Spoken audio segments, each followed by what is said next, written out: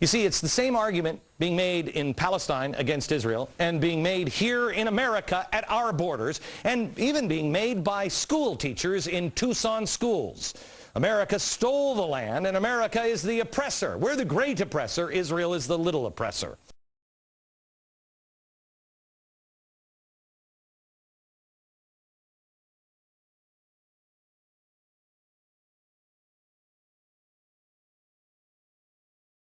In the United States, it was interesting that in the late 1820s, the president who was elected was Andrew Jackson, who was way too revered down till today, a defender of slavery, and also renowned as a quote-unquote Indian fighter.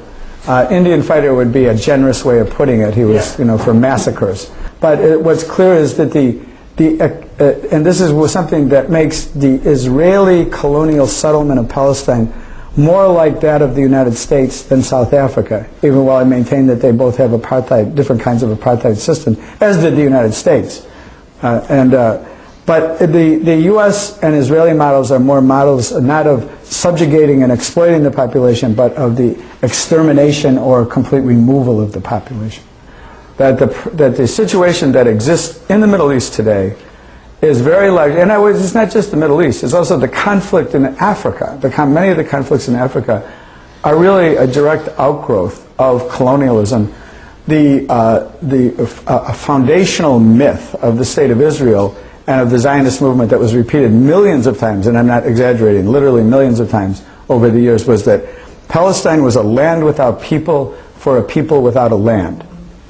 It was like all of the settler colonial movements that came out of Europe. It was a Euro-supremacist movement. What might be termed today a white supremacist movement. So maybe when they said a land without people, what they really meant to say was it's a land without Europeans. And this would not set Zionism apart from the other movements that came from Europe. The movement that came, the movement of settlers from Britain to Australia, or from Holland, the Netherlands, and Britain to South Africa, or from France to Algeria, or those who came and settled this country, all shared that in common. That they were not concerned with, nor did they consider that they had to be concerned with, the rights of the indigenous people in all of those areas. In fact, they did not really, in many cases, consider the indigenous people to be fully human. So here's two ideas that I'm talking about here. One of them is the Euro-supremacism.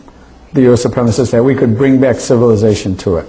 So the idea that there was not a civilization is clearly, white supremacist, racist idea. The other part of it that I'm talking about is that he says that we could form a very effective guard for the Suez Canal.